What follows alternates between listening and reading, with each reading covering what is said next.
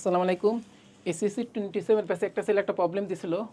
তিনটি vector ABC যাদের মান যথাক্রমে 4, 5, 4, 3, 5 এবং তিনটি ভেক্টর যোগফল হয়েছে 0। আমাদের বের করতে হবে A cross bracket B cross C এর কি স্কেলার ভ্যালু কত। আচ্ছা দেখো, আমি যদি নর্মাল যদি স্পেশাল সূত্র দিয়ে লিখি দেখো,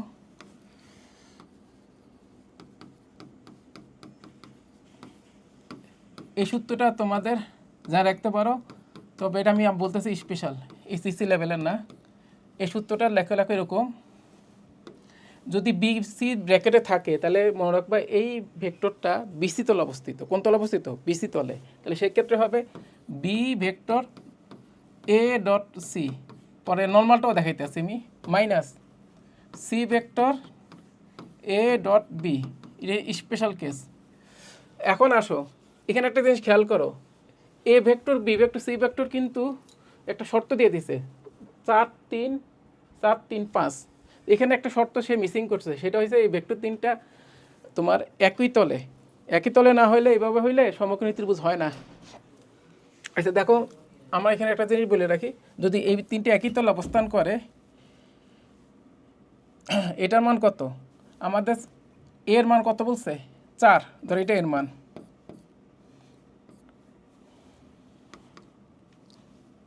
এর মান 4, বি এর মান কত বলছে? 5, এটা অতিভুজ। সি এর মান কত?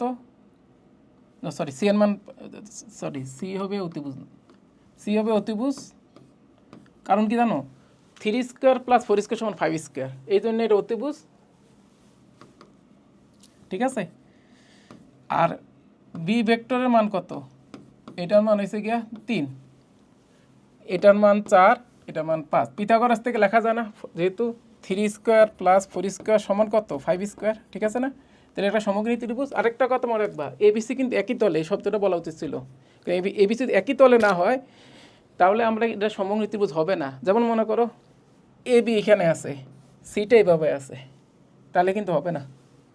খেয়াল করছো? আচ্ছা যাই হোক, এখন আমরা এখান থেকে এটা বুঝলাম। তাহলে এই কোণটা কত? যদি থিটা ধরি, কি করতেছে এটা, এই কোণটা ধরলাম থিটা। এখন আমরা যেটা করব দেখো, এ ডট বিটা অবশ্যই 0 হবে, যেহেতু সমকোণী ত্রিভুজ। তাহলে অবশ্যই কি এ ডট বিটা কি? তাহলে এই দেখো, এখান থেকে দেখা যায় A B C, A B C কি, এ বি বি পরস্পর কি লম্ব না?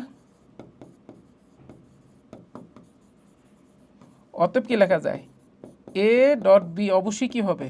0 হবে, নিশ্চিত থাকো। যেহেতু এ ডট বি অবশ্যই 0, তাহলে আমরা এটা বাদ দিতে পারি। ঠিক আছে। আর এখান থেকে লিখতে পারি বি ভেক্টর আর এ সি কস থিটা। ঠিক আছে, বি একটা vector, A C cos theta, অর্থাৎ এর মান ইন্টু সি এর মান ইন্টু কস থিটা। তাহলে এর মান আমি জানি কত, বি ভেক্টর জায়গায় থাকুক, এর মান আমরা জানি, এর মান কত? 4, সি এর মান কত? 5। কস থিটা কেমনে বের করব? কস থিটা কত হবে? দেখো এখানে এই ত্রিভুজ থেকে কস থিটা কত? ভূমি বাই অতিভুজ। কস থিটা কত? 4/5। এটা কাটা, কত আসে? 16 বি। তাহলে এটা নির্ণয়ের মানটা কত হবে? A cross B cross C, এটার নির্ণয় বলি কেন, স্কেলার মানটা হবে এইটা, তাই তো? অর্থাৎ কি 16 বি এর মান তো আমরা জানি, কত দেওয়া আছে? বি এর মান দেওয়া আছে 3, তো 3 বসাই দাও, কত হবে? 48। এটা ডট এবার লিখি, ইন্টু 3 সমান কত? 48। এটা একটা নর্মাল টেকনিক। ঠিক আছে, কি বোঝা গেছে? তো শর্ত আমি আবারও বলছি, এবিসি কি একই প্লেনে থাকতে হবে। এবিসি ভিন্ন প্লেনে থাকে তাহলে এই শর্ত দিয়ে কাজ হবে না। আচ্ছা, এখন গেলে এটা গেল নর্মাল টেকনিক, এটা গেল মানে নর্মাল না, সরি, এটা একটা অনার্সের সূত্র। আর যদি তোমাদের এসিসি সূত্র করো তাও মিলবে। দেখো এসিসি সূত্র অনুযায়ী করলে এই টেকনিক খাটাবো না, সরাসরি আমরা এভাবে চলে যাই। দেখো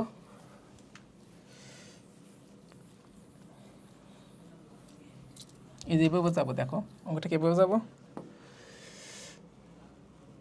এ ক্রস বি ক্রস সি, এই যে এটা তো এখান থেকে শুরু করি, এর পরম মান দিয়ে শুরু করি। বি ক্রস সি মানে কি, তুমি যদি বি ক্রস সি করো, বি এর মান ইন্টু সি এর মান ইন্টু কি একটা তাদের মধ্যকার কোণ, বিসির মধ্যকার কোণ কত, বিসির মধ্যকার আমি যদি এটাকে থিটা ধরতে পারো, আমি এটাকে যদি থিটা ধরো, এটা π/2 মাইনাস থিটা, সমস্যা না, একটা ধরলেই হয়। এটা থিটা হলে π/2 মাইনাস থিটা, তাহলে কী হবে সাইন π/2 মাইনাস থিটা ইন্টু কি একটা ইউনিট ভেক্টর হবে। এটা কার সাথে ক্রস গুণন, এর সাথে একটা ক্রস গুণন। আমার কথা কি বোঝা যায়? তাহলে এটা কি হবে এ ক্রস, তাহলে কি হবে ইউনিট ভেক্টর। আর বি এর মানটা কত, বি এর মান তো জানি, বি এর মান একটু আগে বাইট করছি, কত আসছে দেওয়াই আছে প্রশ্নে, আমি কি বাইট করলাম। আবার সি এর মানও দেওয়া আছে কত 5, আর সাইন থিটা হয়ে যাবে কস থিটা। ঠিক আছে, এখন টেকনিকটা বুঝো। কস থিটা বাইট করা যাবে, এখান থেকে কস থিটা মান তো আগের মতোই, কিন্তু এ ডট এনটা কি, এনটার খেয়াল করো, এনটা কিন্তু এখানে এই যে লম্ব, দেখছো লম্ব, তো এই লম্বটা কি কার সাথে, এ ভেক্টরের সাথে। তাহলে আমাদের বি ক্রস সি কিন্তু এ তলের উপর লম্ব, খেয়াল করছো, এ তলের সাথে এর সাথে যদি ডট গুণন করো, এর সাথে ধর এটা লম্ব, এর সাথে ডট গুণ করলে এটা সমকোণ না, এটা কত কোণ, সমকোণ। অর্থাৎ কি লিখবা এখানে, এখানে লিখবা এ ম্যাট্রিক্সের এ ভেক্টরের মান ইন্টু কি, এটা তো ইউনিট ভেক্টর দরকার নাই, ইন্টু কি হবে সাইন 90, খেয়াল করছো, এটা কত 15। ঠিক আছে, তাহলে আমাদের তো এখন আসলে এটাও দরকার নেই, এই পরমাণু দরকার নেই, কারণ পরমাণু নিয়ে নিলে তো আমরা কি জানি এ ক্রস এ করলে কি হয়, আমরা যদি একটা ভেক্টরও বাইর করি, সেই ভেক্টরটা একই ভেক্টর হবে। বা তোমার আমি দেখাইতে আছি যে ইন্টু সাইন 90 এর সাথে ডট গুণন করলে, ক্রস গুণন করলে তো দিকটা কোন দিকে হয়, এইটা হয়েছে এ, এটা হয়েছে এটা নাকি, এদের উপর যদি ক্রস গুণন করো, এ লম্ব দিকটা হয়, এ লম্ব দিকটা হয়। ঠিক আছে, খেয়াল করছো।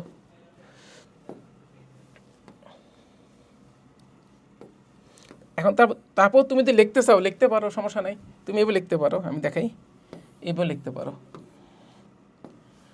এ লিখতে পারো এ ম্যাট্রিক্সের মান, এটার মান ইন্টু আরেকটা ইউনিট ভেক্টর, ধরো এ যেটা লিখলাম একটা ইউনিট ভেক্টর, তাই তো, এটা কত 15 ইন্টু কত, এটা কত গুণ করে কত, আসলে গুণ চিহ্ন দেওয়া উচিত না, এটা তো ক্রস গুণন, তো গুণ না দিয়ে ডট এমন এবার দিই 3, মানে এমন একটা এই শব্দটি ইউজ করি। ঠিক আছে, এটা তো সমস্যা নাই। এটা কত আসলো 15, আর কস থিটা মান তো বাইর করতে পারি, কত আসে 4/5। ঠিক আছে, তাহলে এটা কাটলে কত আসে 3। এখন আসো ইউনিট ভেক্টরের মান এই যে যেটা কোনো বুঝছো, যেটা হয়েছে যে এই এর সাথে এই যে লম্ব যে ভেক্টরটার ক্রস গুণন করলে দিকটা কোন দিকে হবে, দিকটা হবে আসলে এই দিকে, সেই দিকটাকে আসলে এ বি যে তলে, সে তলের সাথে না, এটা খেয়াল করো।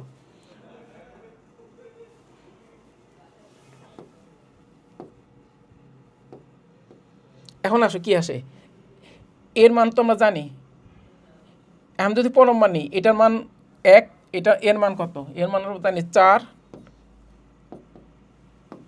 এর মান 4, এটার মান 1, এর ডট এবার লিখি, আর এটার মান কত, এটার মানও কি 1 হবে, আর এটা কত, এটা হবে কত 3, এটা হবে 4। ঠিক আছে, কত আসলো 48। তাহলে বুঝা গেছে, মানে এটাও সিম্পল, বালি চাষ নর্মাল গুণ, কস থিটা মান বসাইছি, এটা মান 4, এটা একক ভেক্টর, এটা মানও 4, এটারও যদি করি পরম মান নিই, এটাও তো একটা একক ভেক্টর হবে, এটা মানও 1, তার আলটিমেটলি কত হবে 48। কি বোঝা গেছে?